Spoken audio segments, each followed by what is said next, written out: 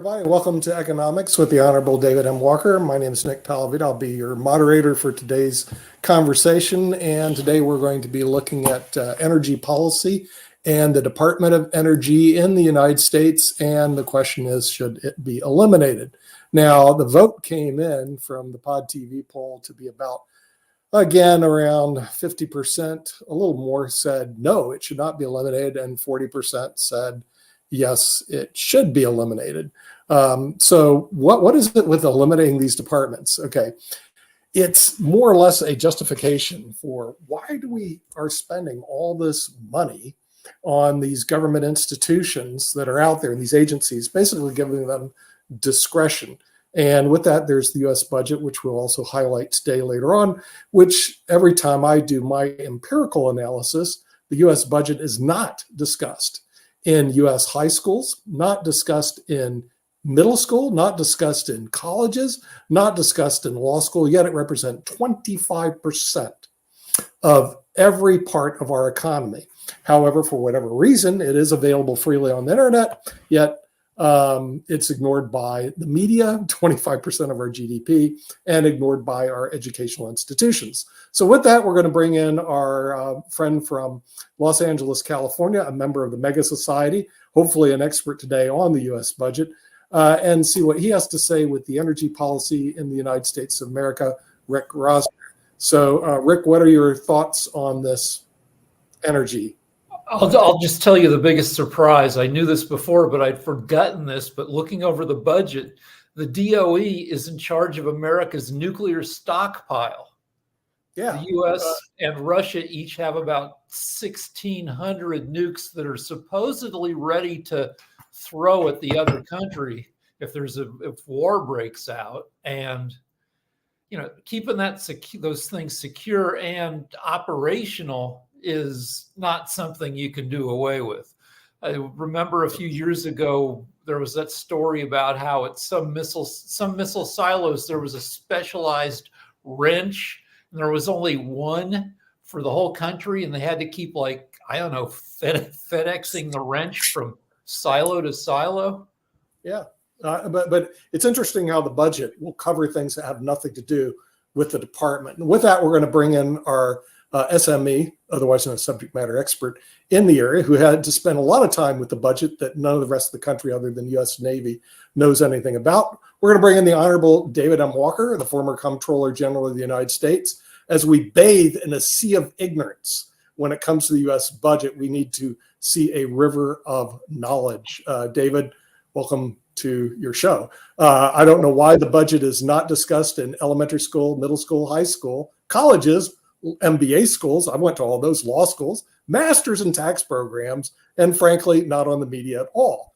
And so I'm just going like 25% of our GDP, and we're just not going to talk about it. So we're talking about the Department of Energy.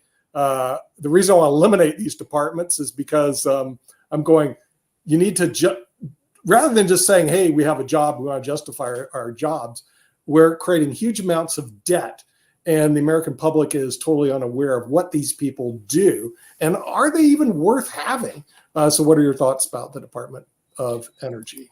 Well, first, the Department of Energy has an annual budget of about $32 billion. They have about 14,000 employees. But interestingly, in addition to their 14,000 employees, they have about 95,000 additional contractor employees, which shows you that when you get the data of the federal government as to the size of the federal workforce, it's grossly understated because it doesn't count contractor employees, who in the case of the Department of Energy is a perfect example. You have, 7 and plus times more contractor employees than you have civil servants for the Department of Energy. Thirdly, you look at what the Department of Energy does. Rick was talking about nuclear safety and security with regard to weapons, and that is part of their responsibility. It's obviously something that you don't want to eliminate. At the same point in time, we have way too many nuclear weapons. We don't need but a small fraction of what we have. and we still can achieve our national security objectives, which would end up reducing what they have to do. Interestingly, they're not responsible for safety of nuclear power plants. That's the Nuclear Regulatory Commission. And you might ask, well, why are we dividing all this stuff up? Safety, is safety. They're responsible for energy security. F on that. They're in theory, you should be trading off energy security with environmental sustainability. But no, the government's got a different department that deals with environmental issues. And so you're not really in a good position to do that trade-off. Presumably, they're responsible for the Strategic Petroleum Reserve. Well, that's, we've been draining that for political purposes rather than for national security purposes. And what about the electric grid? The electric grid is incredibly vulnerable, especially to an EMP, an electronic magnetic pulse device. What's being done about that? So, I come back to what we've talked about on a lot of these departments and agencies. The federal government doesn't have a plan. It doesn't link resources to results. It doesn't have outcome-based metrics. It's had a proliferation of departments, agencies, to do various things who, don't do a very good job in linking resources to results and getting the kind of outcomes that we want. But secondly, they proliferated so much that everybody's doing their own thing that we can't really benefit from the economies of scale. We're not in a position to be able to do the right kind of trade-offs with regard to security versus sustainability, with regard to effectiveness. And so this is just another example of the need for, a comprehensive government transformation that it's going to have to take place. And as we've talked about before, we're going to have to make tough decisions on social insurance programs, discretionary spending, and revenues. And that's what the Fiscal Stability Commission or Debt Commission, call it whatever you want, it's all about, that I've been advocating before. But after you do that, we're going to need something like a Grace Commission on steroids that can end up looking at how the government is trying to execute what its roles and responsibilities are, because we need a major reorganization and a major rationalization of the size and scope of government, as well as linking resources to results based on outcomes. Those are my preliminary thoughts. Okay, and we're going to bring in a person who actually has more education than me, a former associate dean of the University of South Dakota School of Law, and also has a doctorate degree as well as a law degree in LLM. Dr. Dan Worthington. As you notice, we're discussing the U.S. budget. I'm curious, though, in any of the courses that you went through, and you went through a lot more school than I did you ever take a course on the U.S. budget? Or even, did they even mention it in any classroom? Well, certainly it was mentioned, but there was no specific courses on the U.S. budget. Now, I finished school about 30 years ago, so it's become increasingly more important because of the huge deficits and unfunded liabilities of the United States. But I agree with everything that David said about the current situation. And there's just so much bloat in government. And a lot of that's because of the corruption and the inside types of deals that the government does. Government needs to be cleaned up. Everywhere from all the administrative functions of government all the way through Congress and the executive, because there's just way too much waste. They used to call it fraud, waste, and abuse in my day. Now it's just everyday spending, I guess. Yeah, they still call it fraud, waste, and abuse, and people have they think there's a panacea that if we eliminate all fraud, waste, and abuse, we can balance the budget, which is ridiculous. It'll never be zero, but we should have zero tolerance for it. Problem is, government's grown too big, promised too much, subsidized too many, lost control of the budget, and again, we're going to have to get the policies right. But then after we get the policies right, we're going to have to do a fundamental government restructuring and realignment because we're way out of shape. I know Rick's got his hand up. Yeah, Rick. So you talk about all the huge changes that need to be made, and huge changes will be made whether we make them or not. The choice is between us getting ahead of what technology and other factors are going to do to us, so we have some measure of control, or just letting government continue to be dysfunctional and just having all these changes come at us, crisis after crisis, and turning more and more power over to tech entities augmented with AI. Your book talks about, will America be a superpower in 2040? 2040 is only 16 years away now. And all these issues and solutions, they have a big dose of science fiction in them. It's unavoidable. Exactly. Well, the issue is we will ultimately have to make major changes. The question is, are we going to do it preemptively, prudently, in order to avoid a crisis? Or are we going to wait until a crisis occurs and then we have to do it reactively? You know, understand the government is a monopoly. It doesn't face competition. It is risk averse. It is a lag indicator. And that is by itself, a prescription for inefficiency, ineffectiveness, lack of economy, lack of innovation, if you will. One thing you mentioned, Rick, is we know we've got a lot going on in AI right now. There's a lot of things that the government is doing that could be automated. I mean, there's absolutely no question about that. That's going to face a lot of pushback from the public sector unions, but it's inevitable that it's going to happen. It's a matter of when and how.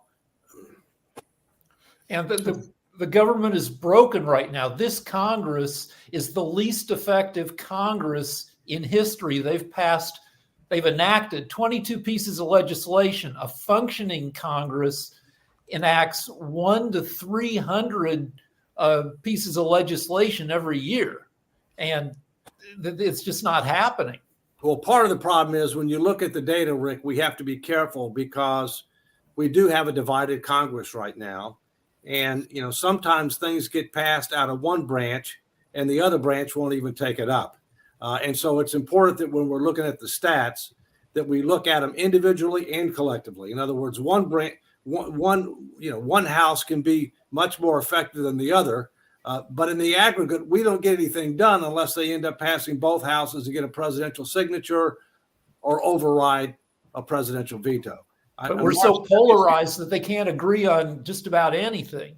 Well, they can't agree within their individual houses. I mean, you've got a problem within the House of Representatives. You've got a problem within the Senate. Of course, in the Senate, you've got 60 people have to support something in order to get a cloture vote and go to a vote. Unless it's on budget reconciliation and, in which it's a simple majority. And by the way, a lot of the things that we talk about, especially when you're talking about fiscal matters, tax and spending, all those things can go on budget reconciliation. So they can't be filibustered. If they have, if they have the vision, the leadership and commitment, they can put a lot of the things that we talk about on budget reconciliation and avoid a filibuster. Right. Hey, Dave, really quickly and everything, your military background and all the stuff that you've done in that space. I had read an interesting article which talked about Homeland Security and some of the things that could be impacted by the government shutdown. And one of those programs apparently is responsible for detecting nuclear, biological, and chemical weapons. But the other one actually deals with drones. And I know y'all were talking about AI and everything. And there are a lot of drones that are flying illegally in the United States. And apparently one of those departments that might not be as effective or have the money to deal with that should these budget cuts not take place and should that happen. So as one that's in the military complex and has been in the military complex for a number of years, I was just wondering your thoughts on that, because I can tell you there are a lot of people that fly drones, whether it's flying them in events, whether it's flying them in a number of places. But yeah, drone flights are very popular these days, and it seems like everybody and their mother's got a drone, but apparently we won't be able to tighten the security around those drones should this department be cut out. Well, first, for the record, I haven't served in uniform. I have served over 20 years in the public sector, including as Comptroller General of the United States, including as professor at the Naval Academy and on the Defense Business Board, which I'm still on. But I haven't served in uniform, so I don't want people to think that I have. Although I'd hope to do it for my career, because that appointments to both the Naval and Military and Air Force academies couldn't go because of my left ear. Secondly, Mark, these people who cry they don't have enough money, I don't have a lot of sympathy for that because we're spending too much money right now. Now, obviously, there are differences. Some departments do a better job than others. Some are more deserving than others. I mean, one of the arguments that I made when I was at GAO is that when I left, we generated over $100 return for every dollar invested in the agency by calculating how much resources were saved or freed up for other higher priorities by the adoption of our recommendations. And those got reviewed by our Inspector General. They were confirmed by the departments and agencies that we dealt with. And so we generated a positive return on investment. That's a novel concept, especially for government, right? But a vast majority of these agencies don't. And they assume that everything that they have, they need. And therefore, when something's not going well, they want more money. They want more people, rather than trying to do one of the things that we've been talking about on this show, and that is look at the base. The base is bloated. The base is ineffective, and therefore you need to fundamentally realign and re-engineer the base of government, and that's going to take a special effort, but it's going to have to be done. Secondly, we avoided a shutdown when we did a continuing resolution. There are two dates. One is in January, one is in early February, where we may have to look at the issue again. My personal view is they're not going to shut down the government. It's very disruptive. It further undercuts public confidence in the Congress and in government. It costs us money because the people that get laid off temporarily get paid retroactively. And by the way, you know who the only people who get paid in a government shutdown? The only people who continue to get paid is the Congress, and they're the problem. I mean, you're talking about outrageous incentives and accountability mechanisms. I mean, cut me a break. So one of the things that we have to do is we need no budget, no pay. You don't pass the budget and all the appropriations bills on time. Congress doesn't get paid until it does, and there's no retroactive pay. Now, with the 27th Amendment, we'll have to do that prospectively for the next Congress, but so what? That's fine. That's progress, right? As far as the drones, you're right. There's a proliferation of drones. That's an issue. Most of the drones, obviously, there's a proliferation or civil, you have individuals that have drones that they're flying all around, and not too long, we're going to have flying cars, evidently. Oh, it's only going to cost you about $300K for a flying car is the current estimate. So Dave, I'm going to start off with a compliment, if I may, before I lay into you. Right? Well, compliment and council routine. I got it. No, yes, exactly. So I'll start with a compliment. I'm opening a new office next year, and if it's $100 return for every dollar I spend, could you please come work for me? Because I need that sort of return. But no, you're so critical of the government here, and you said they have no plan, Dave.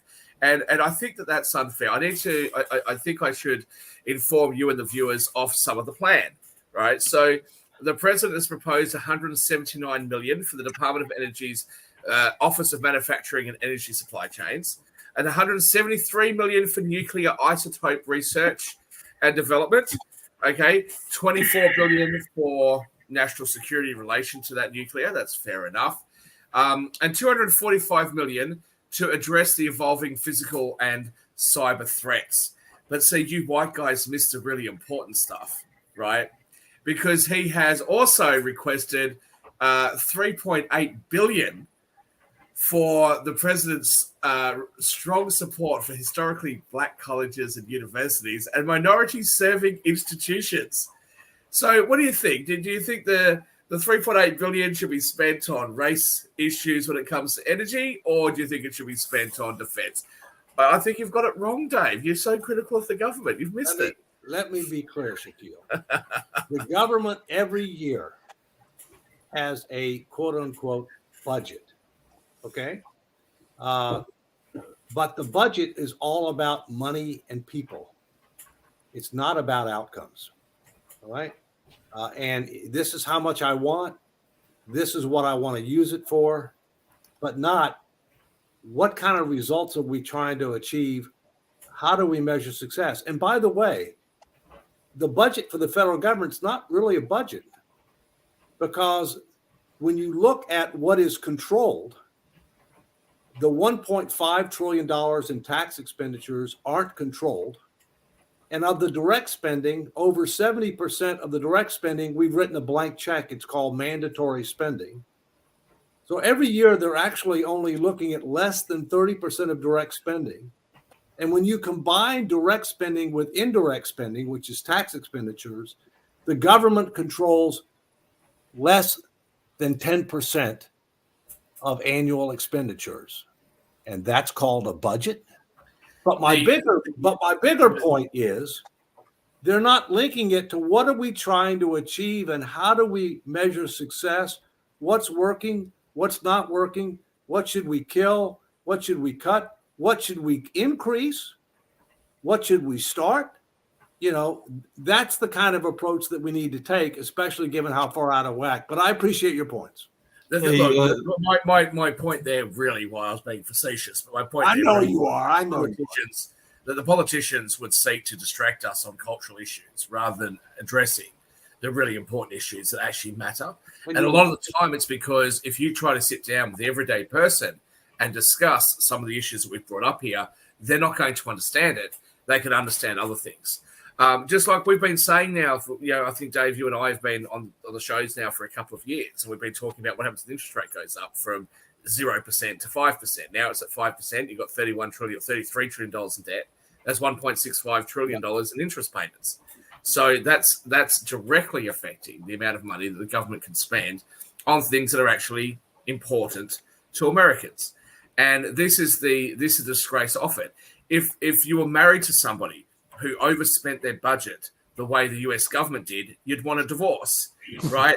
If there was a monopoly that acted the way the US government does, you would rebel against the monopoly. But yet we're stuck with this, and it's terrible. It's not just the United States; it's most other Western countries, including the 2 countries that I'm a citizen of, and the 4 countries that I live in. It's a disgrace, and I think we all need to start standing up and saying, you know what, enough is enough. We're the people, you represent us. And so to Rick Rossner's comment or criticism, they haven't passed enough legislation, only 22 pieces. Rick, enjoy it for the moment, buddy, because the fact that they've only been able to pass 22 new pieces of law is probably a good thing for the moment. Probably. Shaquille, just to be clear and everything, I want to point out something that I just feel I have to point out and everything, which is that while a lot of the HBCUs started off as A&M kind of schools, meaning agricultural and manufacturing, I think that even Dave will agree that a lot of those schools have actually moved into the technology field, and a lot of them are doing some great work in the field of technology and in the field of those fields that they are saying that we want to do research in. Howard has done some, Florida A&M has done a number of others as well. So the money going to those schools, I don't think is necessarily wrong if those schools are advancing a lot of that development. I don't want to open up this can of worms. My point that I'm trying to make here is that if you want to do things for HSBUs and you want to deal with cultural issues and race relations, you can do that. Don't put it in the energy budget. Right. Okay. The energy department is there for a specific reason, not to put money into some other cultural issue that has nothing to do with energy. It's not a cultural, but I'm not going to go down that. I hear what you're saying, not going down that avenue, but what I'm saying is that if it is doing work in the energy field. Mark, please let me finish sense. That's what we have seen with the Department of Education. That's what we've seen with the Department of Labor. That's what we've seen with all the departments that have been criticized on this show in the previous handful of weeks. Okay. It is the mismanagement of funds and the misallocation of funds into things for political reasons rather than those funds being spent on things that are actually important that those departments are supposed to be about. So as I'm not going to concede the point, but even if I did, that HSBUs have an important role to play, that has nothing to do with the energy department. Right. No, Should but I'm we- saying, but if they're doing research in the energy field, because actually some of those HBCUs have done some major research in the energy space, then they are playing a role in that department. Absolutely not. That is You're one playing. argument You're playing fast and loose. You're playing fast and loose with the rules there. Okay. Every university, Not fast and loose. every university in the United States does research into the energy department. The fact that these particular organizations have been singled out for extra funding is where the problem is. It shouldn't be about that. It should be about results-oriented funding, not funding because of some sort of political goal. So do you have issue with the Department of Energy giving money to any college or just HBCUs? Jatovi, I'm not even going to play your games. Neither. It's not a game. You brought up the Neither of the HBCUs. two questions. and Neither of the the two questions that Department you of Energy asked. and said that Neither of the shouldn't two give that. questions you It's a asked were simple implied by question. my. Well, So obviously, you just I'm have asking issues you. with guys, Neither we of need the to two get back questions on that you to asked were economics. implied by my We need- answer. We previously. need to get back to economics. Yeah, let's Yeah, get first. First, Economics. first, let me say that the Energy Department does fund energy research. Okay, and that money ought to go to deserving initiatives and deserving institutions, irrespective of what their affiliation might be. Okay, Yeah, that's right. and so I think that's the bottom line. And Rick, you had a comment. So here's an energy-related expense that's not going to be leaving the U.S. budget soon. Oil companies getting $20 billion a year in subsidies. And even if you did cut the subsidies, and I don't see how you could because nobody has the will to do it, the oil companies would pass on those costs to the consumer. that's right. That's thing one. Thing two is maybe the DOE should spend a few $1,000,000 on a PR campaign to get people less afraid of nuclear reactors. France gets something like 80% of its electricity from nuclear reactors. And when you look at the history of them, they generally fail because people did a whole series of stupid stuff. Chernobyl failed not because of the machinery, but because people were really stupid with it. And modern nuclear reactors could be safe and could do a lot for renewable energy. Yeah, let me come back on that. My understanding is about 80% of France's energy is nuclear. And I believe, my personal belief is that we need an all-in energy strategy that gradually transitions to more fossil-free, alternative sources, and that nuclear needs to be a big part of that.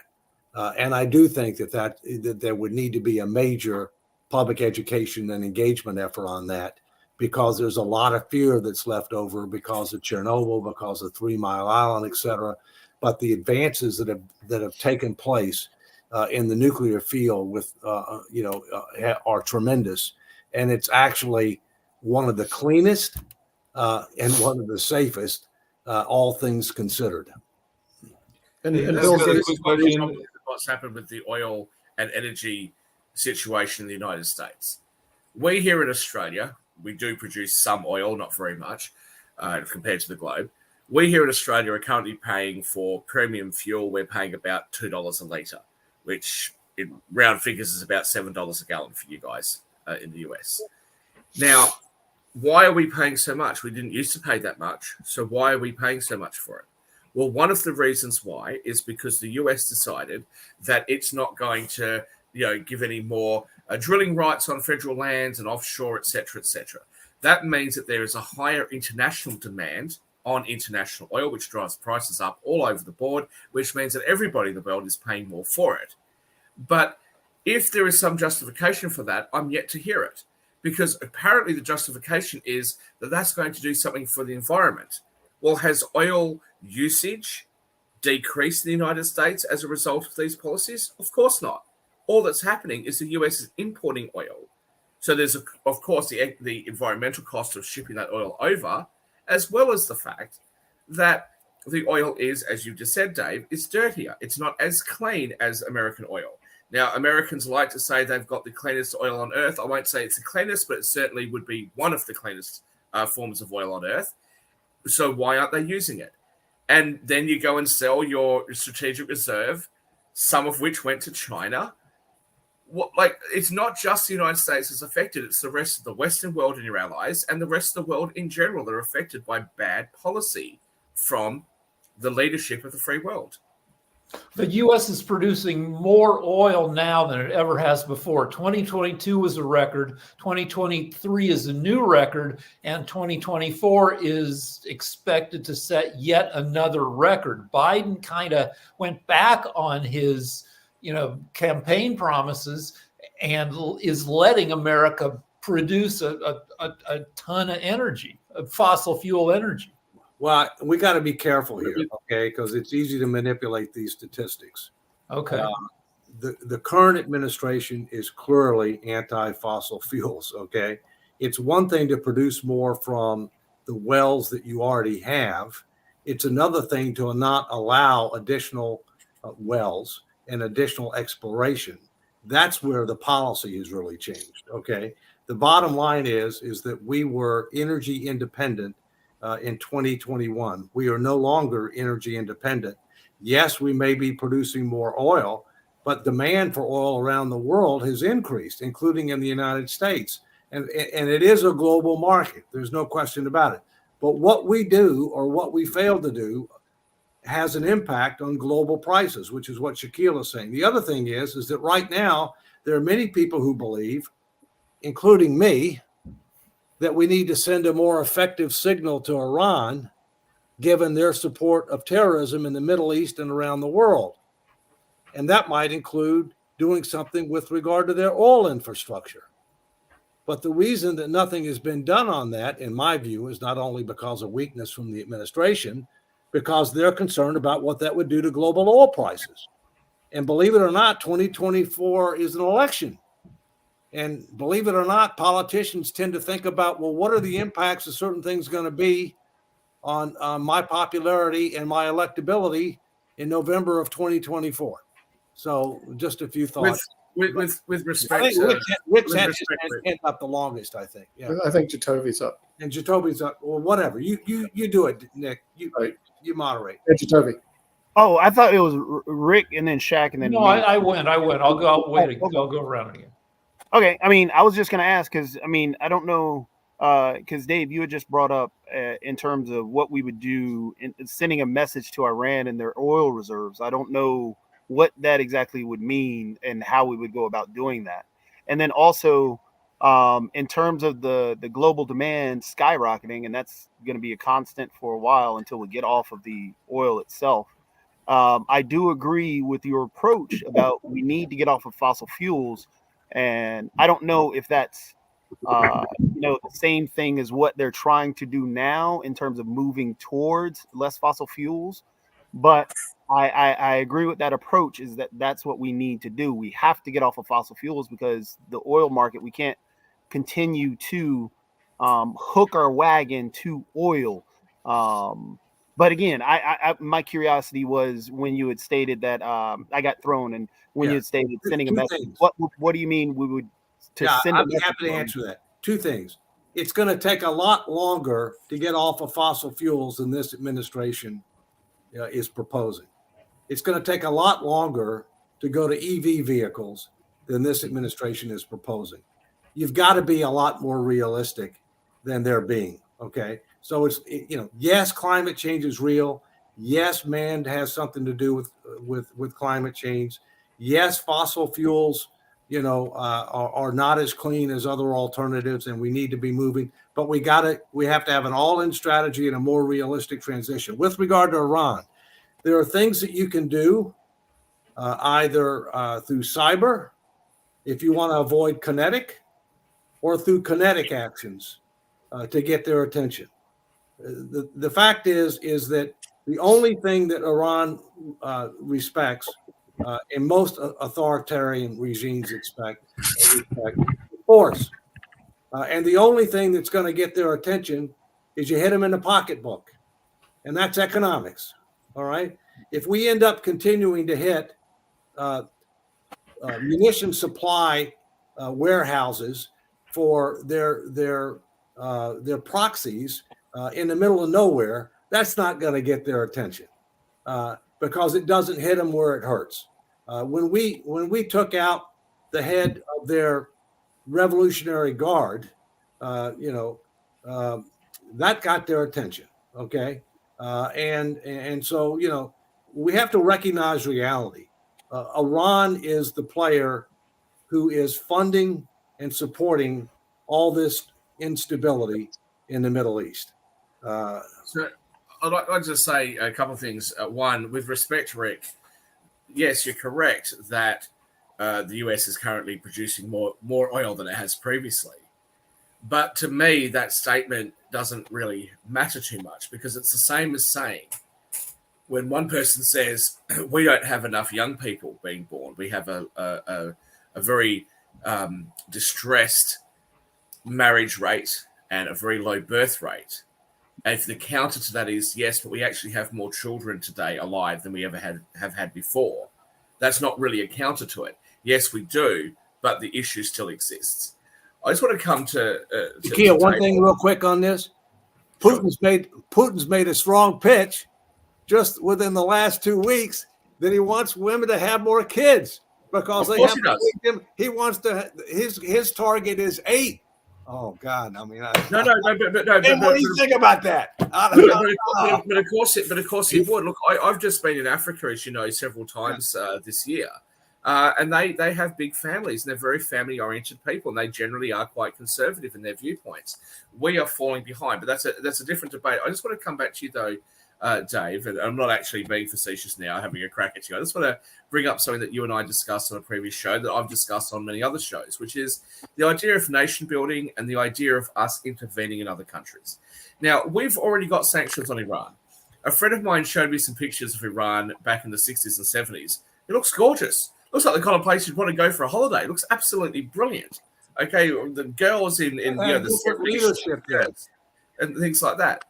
But what you're talking about now is taking more action against Iran, but yet you're not too keen on the US government and its allies spending money on military action and that sort of thing. Sanctions clearly haven't worked, and that's why I will come back to. I believe that there has to be a line in the sand. And there has to be a point where we are prepared to spend our money and risk our lives to fight for what we believe in. And I will stand by what I have said on many, many shows the last few years. Unfortunately, freedom and peace is not bought with diplomacy. Freedom and peace is bought with blood and violence. It's a horrible reality, but it is a reality nonetheless. And I think that we in the West have to be prepared to use those methods in order to make the world a better place. Jatovi. I have to completely disagree with blood and violence leads to peace. Blood and violence lets everybody know that doesn't work. It only leads to more people wanting to create vengeful acts against the individual that just attacked them. So it's the old saying, hatred begets more hatred, war begets more war, death begets more death. It all leads up. So diplomacy is huge, and diplomacy should always be at the forefront. And Dave, when you talked, and that's why I wanted to ask you about what you meant with in response to Iran, because I do agree that there needs to be a response there, but I don't think blood and violence does anything based on our history alone. For example, when we went after Al-Qaeda, next person that popped up was ISIS. ISIS had the same actual ideology as Al-Qaeda. And then you had all these other you can look at local gangs, for example. When the Bloods and the Crips went back and forth, the more people that the Bloods killed, it created more Crips. The more Crips that the more. Jatovi, it seemed to work pretty well in the Civil War between the Southern Secessionists and the Northern Unionists. Right? Yeah. Let me finish, and then I think whoever's next had their hand up. But again, it's Rick and then Dave. Yeah, well, Dave show, so let's go Dave. War just creates more wars. Can I clarify? Okay. Yes. Rick goes next and then Mark. Okay. Let me clarify. I'm a big fan of Teddy Roosevelt. I think he was one of our greatest presidents for lots of different reasons. And one of the things that Teddy Roosevelt said is walk softly, which means diplomacy, but carry a big stick. I totally agree that you want military action to be a last resort. All right. But there's a limit as to how much diplomacy is realistic and will work. When people are attacking your forces intentionally to try to do harm, and when they are doing harm, and they do it over and over and over again, at some point in time, you have to draw a line and say, if you cross this line, you will suffer a consequence. And if economic sanctions aren't working, that consequence has to be real and something that will get their attention and cause them to change their behavior. There are things we can do, cyber, that avoids kinetic action. But at some point in time, you may have to be prepared to do kinetic action on a targeted basis in order for them to get the message and in order to provide stability. Because these terrorist groups, and you've named several, all right, Hezbollah, Hamas, Al-Qaeda, the Muslim Brotherhood, these terrorist groups wouldn't exist to the extent that they do if they weren't funded by Iran. But let me stop now. Can you get Iran's government to change? Every year or two, since we see massive riots. Lately, we've had the riots in Iran, over head coverings and them killing girls who don't cover their hair, and it hasn't changed anything. That's thing one. Thing two is with regard to our overall energy strategy. Our behavior isn't going to change. We're going to keep burning tons of oil. Climate change is going to happen. And the solutions are going to be science fictional in the 2040s and 2050s, where it's going to be because AI and everything else has transformed the world and lifespans have increased to the point where people wait until they're 50 years old to have kids or don't have kids at all because they're living to 120. And the whole world will change and get weird. But all this semi-weird and horrible stuff will happen before that. Well, it's already weird. Let's be clear. Money is fungible, okay? The fact that we freed up $6 billion, and even though we tell them you can only use it for these humanitarian purposes, if they have $6 billion more available, yeah, okay, I'll use that $6 billion for humanitarian purposes, and that gives me the flexibility to be able to use $6 billion for. Wasn't that almost immediately refrozen? They haven't got. There's conflicting information on that, but let's get to the point we're talking about now. The second point is, if you have less money, you're not going to be able to do as much. All right. And so if they don't make as much money on energy for a variety of reasons, they're not going to be able to do as much. In fact, when there are under sanctions now, but they're being evaded. I mean, China is buying a lot of their oil. There's a lot of things that are going on. And in fact, there's evidence that back when the sanctions were being more effective, they weren't able to fund Hamas and Hezbollah and others as much. They were telling them, we can't give you as much money because of that. So who's next? Mark, I think, and then Shaquille. Yeah, I'm next, and then Shaquille. Dave, one of the questions I was curious about, and we actually mentioned it on the World Edition earlier today, is how much of the energy conversation is also that in our backyard? Because apparently Venezuela, which is a dictatorship, a lot of people consider it to be that and everything, is looking at the possibility of going into Guyana, which is definitely an oil-rich nation and everything. So I just wondering, how much should we be concerned about that, and how much should we be using that as part of our policy as well? Because there is oil even in our own backyard, whether that's Guyana or whether that's Alaska. Well, first, Venezuela is a good example. Yes. Venezuela has the most proven oil reserves of any country on earth, even more than Saudi Arabia. They are totally incompetent, and corruption is rampant.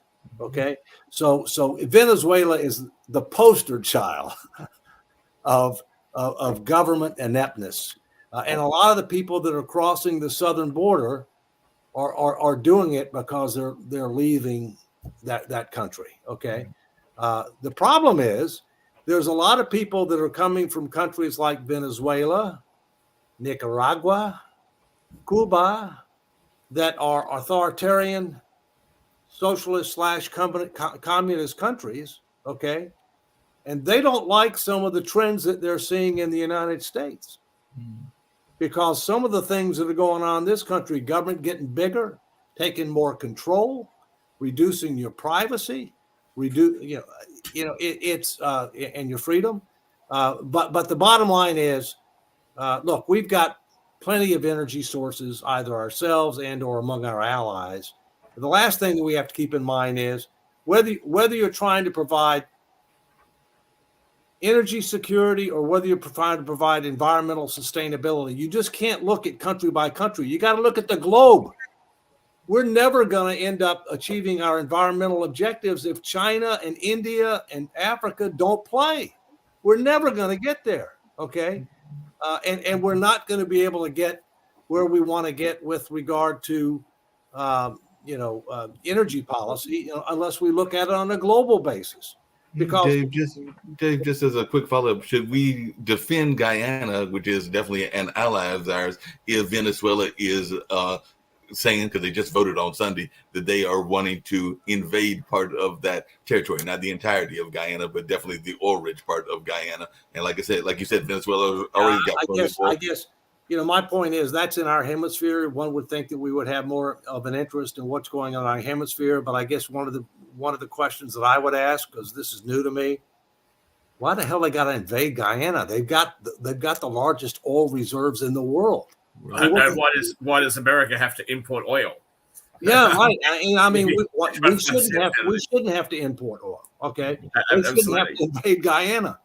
So the three countries that you named earlier, like Argentina, and the three countries you named earlier, they should be the wealthiest countries, or amongst the wealthiest countries, certainly per capita, in existence. But yet, bad management. I find that absolutely astonishing. I do want to address something, though, that both you said, Dave, and that Rick said, well, loosely said, in relation to us achieving our international environmental goals and climate change goals. Thank goodness China and India and Africa aren't following it. Because if you actually have a look at the things that have been proposed, that would be the surest and quickest way to kill every resource that we have left on this planet. And I don't say that lightly. As you guys know, I'm involved in this field. I own a solar panel company. I'm the president of the International Green Alliance. The issue that we have is that renewable energy is being touted, but yet we see absolutely no investment. The Canadians have just been complaining about this. No regulations and no investment at all into things like geothermal and hydro where it could work. The Hoover Dam produces enough power for, I can't remember how many it is, 800,000 homes or whatever it is. Okay. No investment, no research whatsoever. The research and all the money is going to solar farms, wind power, etc. Now, those technologies can work and can work very well in certain locations. In other locations, those things are not particularly efficient. Solar panels, for example, I own a solar power company. Solar panels, when they test them, they say this is the efficiency and this is its potential lifespan. But that efficiency is tested in perfect conditions in a lab.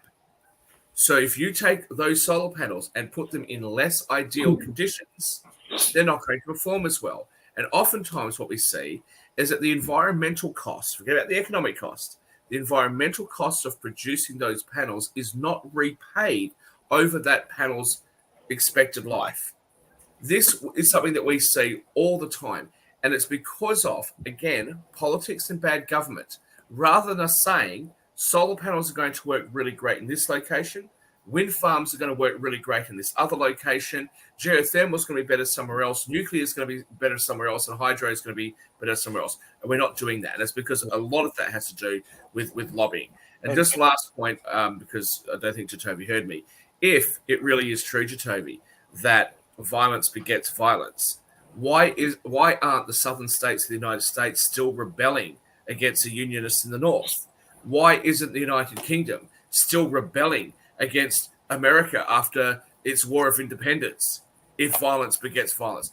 The issue is, if you really stand for and care about the issue and you are prepared to use enough force to achieve what you want to achieve, other parties will back down eventually.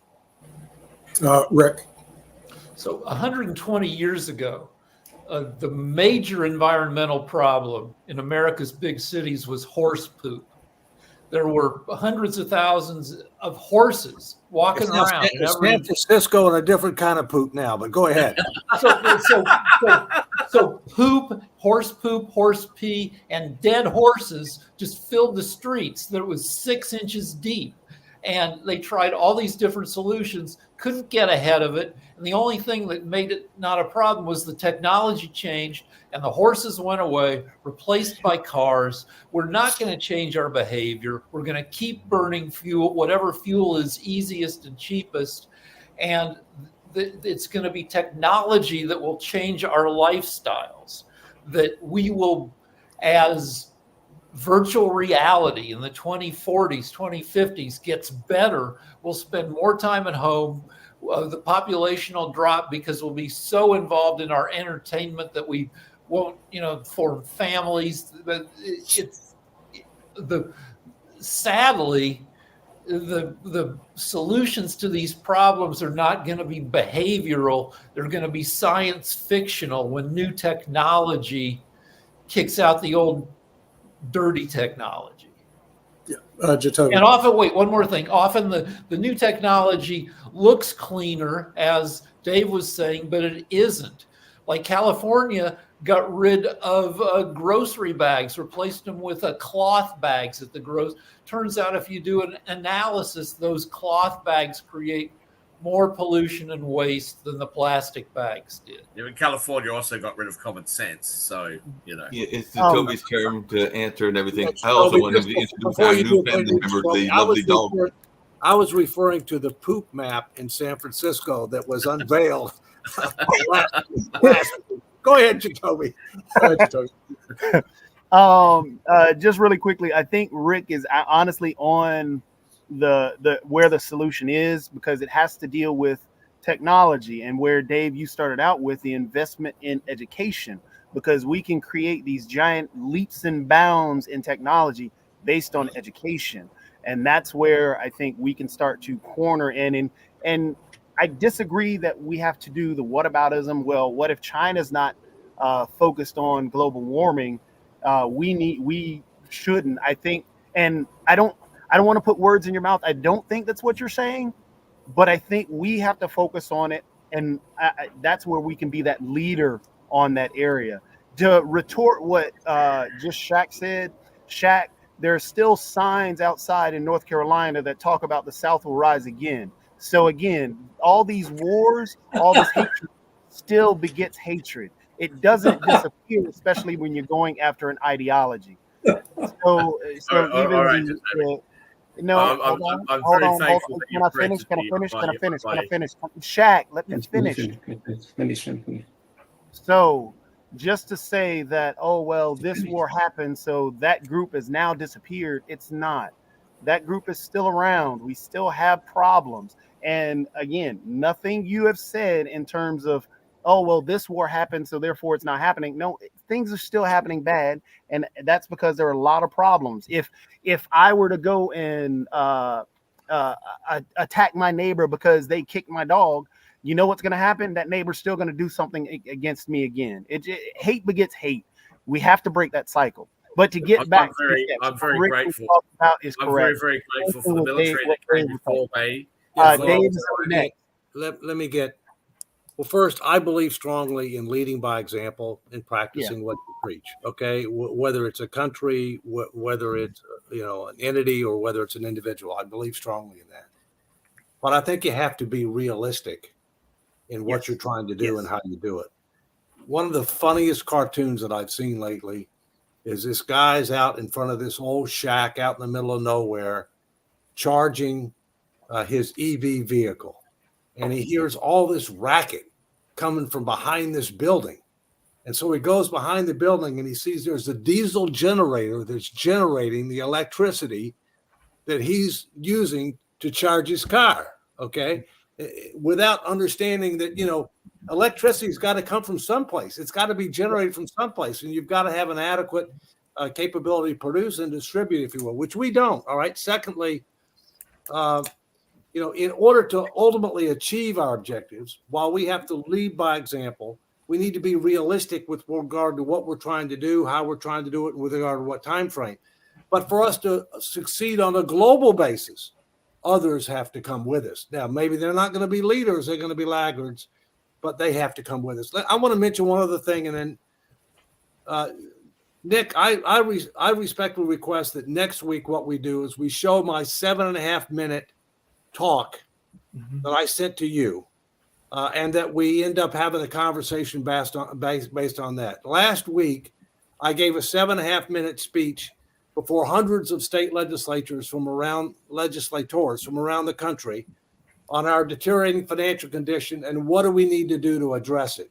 And I think that would be a good thing for us to talk about. U.S. is not the only country that's got this problem, right? I mean, other countries have this problem too. But I think it'd be a good way for us to have a very stimulating conversation. Rick is, I think, next. All right. So the U.S. is leading by example, and a lot of it is market forces. Some of it is government action. The U.S. is down to only 50,000 coal miners in the whole country.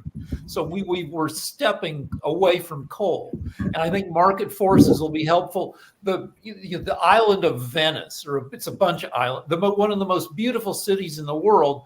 When you go there, they have a bunch of portable sidewalks stacked up in the center of every street. When a flood hits and they get hit with a gazillion people run out, they set up these raised sidewalks that look like, folding tables. And all of a sudden, the whole island is underwater and people are walking around on portable sidewalks 2.5 feet above the ground.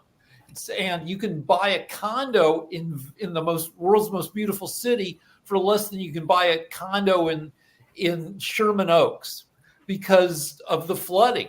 And somebody's going to figure out they could make $1 billion by rehabilitating Venice, and they'll figure out a way to make robots that get under the island and slowly raise it up to fight climate change. So, and like the Netherlands has this big wall that swings in to when they start getting flooded, a wall, that's like 3 city blocks long, and people are going to make trillions of bucks off of solving these problems. So we're going to suffer, but we'll overcome them, and some people are going to get richer off of it. Yeah. And in the short term, though, I would like to also maybe somewhere address the U.S. response to Venezuela-Guyana, because the last time one country said we're going to invade another country, it created a lot of problems when the U.S. didn't do anything. And that's when I believe Russia invaded Crimea and the U.S. didn't do anything. And are we going to really sit in our backyard and allow Venezuela, who's causing tremendous problems here in the United States, to do that? So far, the administration has been quiet, and the media has been quiet on this whole issue. Yeah, but at least Venezuela doesn't have nukes like Russia does, so we can go ahead and frickin' attack Venezuela. Yeah, but what are you going to do? You can't sit there and criticize the government for getting involved, and then criticize the government for not getting involved. You can't have it both ways. The electorate they need to get involved. Okay. Yeah, I agree. Mark said Sunday, Venezuelan government has passed to come back to law that's okay for them to invade Guyana. Okay, the United States and the media has been silent on the issue. And if they invade Guyana, what are we going to do? Are we going to? I don't think we're going to stand by. To come back to climate change to invade Guyana. If we're not prepared to set a proper, good example about ways that we can actually improve the environment, which is really where the focus should be. The climate's going to change regardless of what we do. It just may not change to the same degree. But unless we can set a good example, why would the poorest countries on earth look at us in the West and go, oh, they've got power outs, they've got brownouts and blackouts all the time because they're using renewable energy. Let's sign ourselves up for that. Those countries that are developing, that are emerging economies, they're not going to sign up for this. We have done a terrible job for our own people. We're setting a terrible example for others. And that's exactly the reason why Iran and all these other countries are going to continue to trade with each other and just tell the West where to go. And We're laughing their butts off, right? Because we're at the hour. So thank everybody for Economics Monday. We will see you next week. Till then, have a good week. Bye-bye.